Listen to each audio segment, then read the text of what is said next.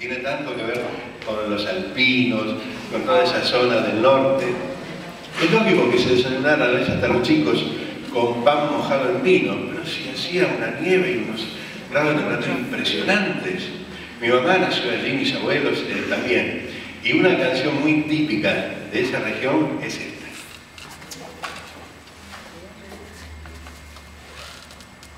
Stelutis alpinis.